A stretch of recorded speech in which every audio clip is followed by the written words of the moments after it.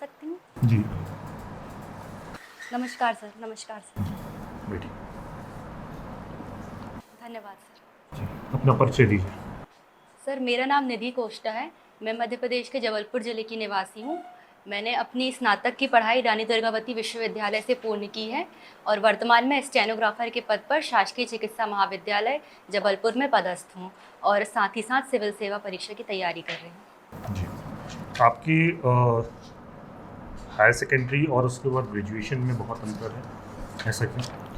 Sir उसके higher secondary class के बाद मैंने आईटीआई का एक कोर्स किया था जिसके जिसके द्वारा मुझे जॉब मिल गई थी, तो उस वजह से मेरा ग्रेजुएशन में थोड़ा डिले हो गया। फिर मैंने ग्रेजुएशन को अपने काम के साथ साथ कंटिन्यू किया। क्या जॉब मिल गई थी आपको? सर मैं स्टेनोग्राफर के पद पर। कब से है? सर वर्ष 2017 से। नहीं, तो आपका जो इंटरमीडिएट कंप्लीट हुई है 13 को हुई है और आप 2017, तो भी 3 साल का गैप कैसे जस्टिफाई करें? जी सर, मैंने 2013 में 12th पास किया था। उसके पश्चात 1 वर्ष का जो आईटीआई का डिप्लोमा होता है वो किया था। 2014 में उसको कंप्लीट होना था सर, लेकिन चूंकि उस समय सेमेस्टर पद्धति आईटीआई में शुरू हुई थी, तो उस वजह से सर वो डिले हो गया थोड़ा सा, तो 1 साल की जगह उसमें 1.5 साल का समय लग गया था।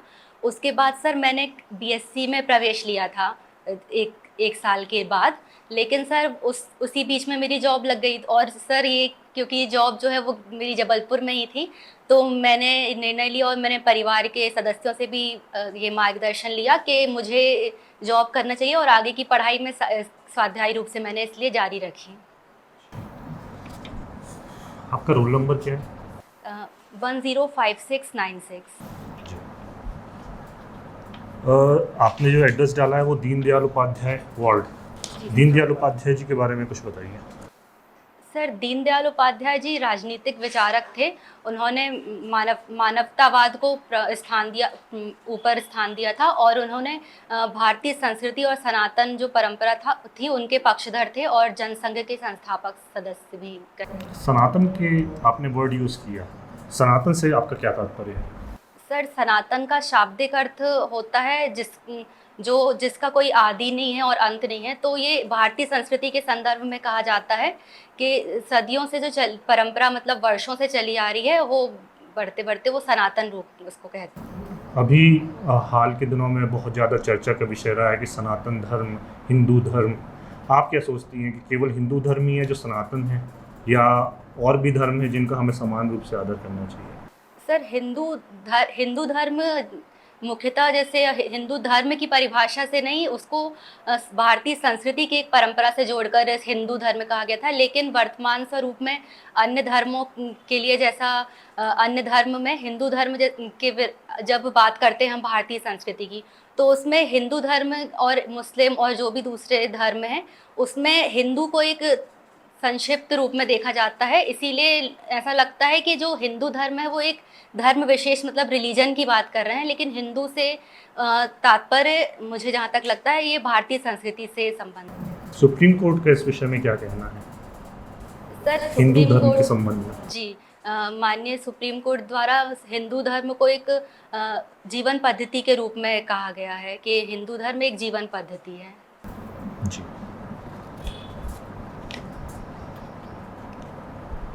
आपने इतिहास, अर्थशास्त्र और राजनीति शास्त्र तीनों बहुत डाइवर्सिफाइड फील्ड हैं जी सर। और उनसे आपने बीएससी किया हुआ है, तो इसको आप प्रशासन में कैसे उपयोग कर सकते हैं? सर पहले तो मैंने ये जो सब्जेक्ट थे वो मैंने अपने जो पीएससी की तैयारी थी उसको देखते हुए मैंने ये सब्जेक्ट चूज़ किए थे, क्योंकि मुझे इसमें सहायता मिल सकती थी। सर इतिहास जैसे मैंने लिया था सब्जेक्ट, तो उससे हमारे प्राचीन समय में कैसा समाज था इसकी जानकारी मिलती है और आज हम जिस स्थान पर पहुंच गए हैं वो उसकी क्रमिक प्रक्रिया का हमको ज्ञान मिलता है। और सर राजनीति शास्त्र से हमको हमारे अधिकार और कर्तव्यों के साथ साथ समाज जो भारत है भारत के संदर्भ में भी संविधान से रिलेटेड जानकारियाँ मिलती हैं। इसके अलावा सर अर्थशास्त्र से हमको आर्थिक गतिविधियों की जानकारी मिल सकती है। अर्थशास्त्र एक किसी की रचना भी है, किसकी है? सर कौटिल्य की अर्थशास्त्र मुझे जहाँ तक याद आ रहा है। वो किससे संबंधित है? सर वो राजनीति से संबंधित है, उसमें राजनीति शास्त्र के विषय में बताया है उन्होंने। किस संदर्भ में? सर मौर्यकालीन राजनीति से संबंधित है। मौर्यकालीन राजनीति में समाज की क्या स्थिति, समाज में महिलाओं की क्या स्थिति है? सर मौर्यकालीन समाज में महिलाओं की स्थिति उतनी बेहतर नहीं थी। उनको वेश्यावृत्ति इन सब के भी प्रमाण मिलते हैं उस समय में। और सर अभी और इससे ज़्यादा याद नहीं कर पाऊँ। कोई बात नहीं। आप अभी स्टेनोग्राफी के पद पर पदस्थ हैं, तो कहाँ पर पदस्थ हैं और आपका नेचर ऑफ जॉब क्या है? सर मैं अधिष्ठाता कार्यालय में पदस्थ हूँ स्टेनोग्राफर के रूप में, मेडिकल कॉलेज जबलपुर में। इस स्टेनोग्राफर के रूप में मेरे कार्य अधिष्ठाता महोदय द्वारा दिए गए निर्देशों का पालन करना और सभी शाखाओं से समन्वय के माध्यम से कार्यों का संपादन करना होता है। यदि आपको मेडिकल कॉलेज का डीन बना दिया जाता है तो आप क्या 2 चेंजेस करना चाहते हैं? सर मैं चिकित्सकों की कमी देखती हूँ, तो इसमें चिकित्सकों की कमी तो तत्काल रूप से दूर नहीं की जा सकती, लेकिन इसमें सर सोशल वर्कर्स की एक भूमिका हो सकती है।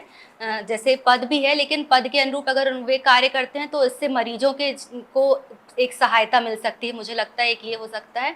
और सर एक दूसरा कार्य ये हो सकता है कि मरीज जब आते हैं अस्पताल में तो उनको बहुत बड़ा मतलब बाहर से आते हैं तो उनको इसकी जानकारी नहीं होती कि कहाँ क्या, तो इस विषय में हेल्प डेस्क के माध्यम से और बेहतर तरीके से क्रियान्वयन हो सकता है। अभी राजस्थान में अनिवार्य स्वास्थ्य प्रणाली लागू की एक नया अधिनियम आया हुआ है, तो क्या उसको एमपी में भी लागू करना चाहिए?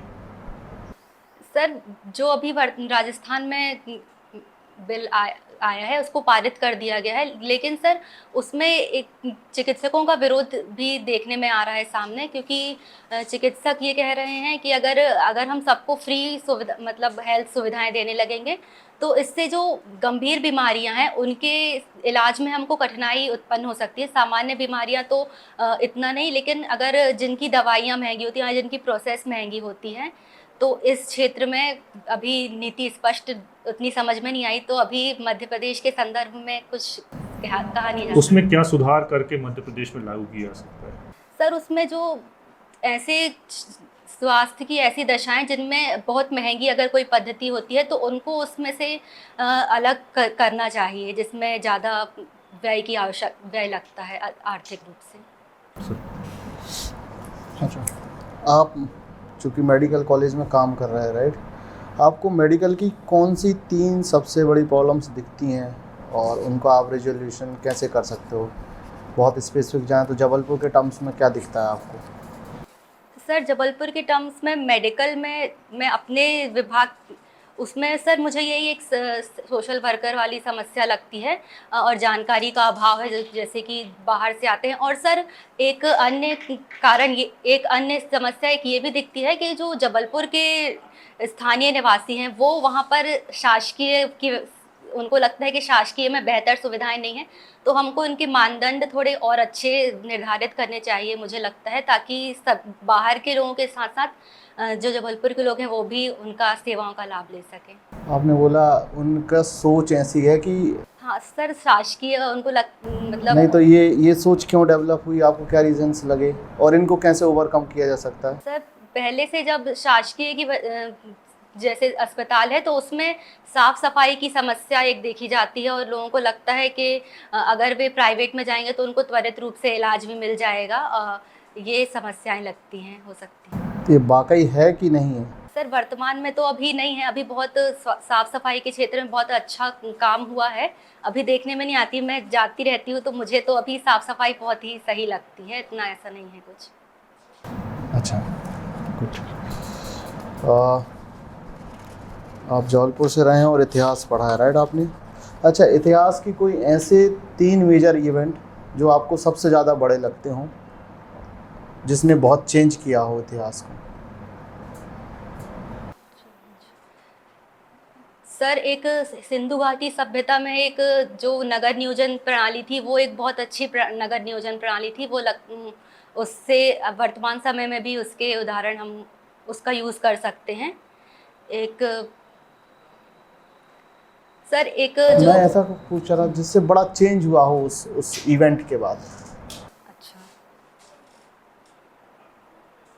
सर एक इवेंट जिस मोहम्मद गौरी वाला जो इवेंट, पृथ्वीराज चौहान वाला इवेंट हो सकता है, जिसमें उनने छोड़ दिया था मोहम्मद गौरी को और दिल्ली सल्तनत की स्थापना। और एक सर इवेंट ये था कि सर मुस्लिम लीग और जो स्वतंत्रता आंदोलन के समय मुस्लिम लीग और कांग्रेस में जो अ, मतभेद उत्पन्न हो रहे थे, उस कारण एक पाकिस्तान की मांग को बढ़ावा मिला। तो एक ये मुझे लगता है कि इसमें कुछ ऐसा प्रयास करना चाहिए था उस समय कि हिंदू मुस्लिम के नाम पर दो देशों का विभाजन ना किया जाता, ऐसा उनका प्रयास किया होना चाहिए था।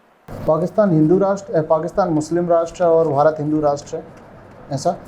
सर पाकिस्तान मुस्लिम राष्ट्र है, लेकिन हिंदू हिंदू राष्ट्र, भारत हिंदू राष्ट्र नहीं है। भारत में कोई धर्म स्पेसिफिक नहीं है। अच्छा, तो फिर हिंदुस्तान का क्या मतलब है?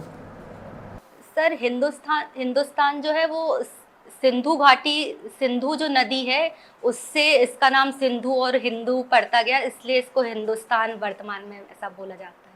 अच्छा, ऐसा, ओके। तो वर्तमान में ये डेमोक्रेटिक है? Sir Hindustan word? नहीं, मतलब हिंदुस्तान जो हमारा देश है वो डेमोक्रेटिक है? जी सर। अच्छा, कल जो इवेंट हुआ रात में, राइट, एक एनकाउंटर हुआ है, आपने सुना है? जी सर। आपको क्या लगता है, ऐसे इवेंट सही हैं क्या? सर एनकाउंटर जो आप यूपी जो में हुआ था उसकी बात कर रहे हैं। सर एनकाउंटर इस की सर अभी मैं इस विषय में सोच नहीं पाई हूँ। अच्छा, वैसे आपके हिसाब से एनकाउंटर जो होते हैं वो आपके हिसाब से सही होते हैं या गलत होते हैं?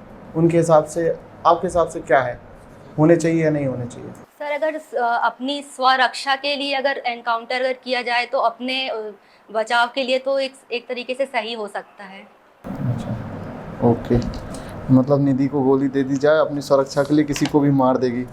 सर अगर सामने वाला अगर हमको नुकसान पहुंचाता है तो मुझे लगता है कि अगर हमें पहले स्वयं का बचाव करना संविधान में ऐसा कहीं वर्णन है कि आपकी रक्षा के लिए आप किसी का भी गोली मार सकते हैं किसी को? सर मुझे जानकारी नहीं है। जानकारी नहीं है, ठीक है। तो आपको ऐसा नहीं लगता कि किसी को गोली मारना उसके जो फंडामेंटल राइट्स हैं उनका हनन है? जी सर, मुझे ये एक दृष्टिकोण हो सकता है कि उनके फंडामेंटल राइट का हनन तो है ये, लेकिन सर चूँकि हमको पहले सबसे पहले हमारी व्यक्तिगत स्वतंत्रता है कि हमको जीने का अधिकार है, इसलिए मुझे लगता है कि अपनी स्वरक्षा में अगर किया है तो हो सकता है। तो भारत में फिर न्यायपालिका की स्थापना क्यों हुई है? फिर तो व्यक्ति अपने हिसाब से स्वयं का न्याय करता जाता। चलिए कोई नहीं, आप अर्थशास्त्र के विद्यार्थी हैं और साथ में आपने कोविड भी देखा है, मेडिकल क्षेत्र में भी आप काम कर रहे हैं। तो आप मुझे बताइए कि कोविड जो 19 था उसका इकॉनमी पे कोई 3 सकारात्मक प्रभाव क्या रहे? सर एक तो ये ऑनलाइन जो पेमेंट है उसको बढ़ावा मिला है इससे सर, और इस समय बहुत जैसे सभी काम पर जैसे छुट्टी रहती थी ज़्यादातर लोगों की, तो इस समय गृह कार्य और घर के छोटे मोटे उद्योग धंधे जो घर पे किए जा सकते हैं आसानी से, इनका प्रचार बढ़ा है। और सर स्वास्थ्य के क्षेत्र में एक ये प्रयास भी हुआ कि हम स्वयं से कुछ जागरूक हुए हैं स्वास्थ्य के प्रति। अच्छा, अभी जबलपुर को जीआई टैग मिला है, किस क्षेत्र में मिला है?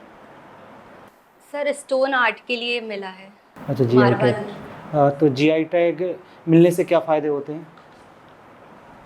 सर इससे हमारी जो जबलपुर के स्टोन आर्ट है उसको बढ़ावा मिलेगा उसको, और आर्थिक रूप से फ़ायदा होगा और संस्कृति को भी इससे आगे बढ़ावा मिल सकता है। अच्छा, किन आधारों पे दिया जाता है? सर मैंने इस विषय में जानकारी अभी नहीं। जानकारी नहीं ली है। किस पोस्ट के लिए आपने भरा है? सर मैंने जो विज्ञापन में पद दिए गए हैं उन सभी के लिए आवेदन किया है। प्राथमिक रूप से उप जिला अध्यक्ष के लिए, उसके पश्चात उप पुलिस अधीक्षक के लिए, उसके पश्चात सहायक संचालक। अच्छा, डीएसपी यदि किसी शहर में पोस्टेड है, यदि मान लो आपकी शहर में पोस्टिंग होती है, आप क्या कहलाएंगे? एसडीओपी।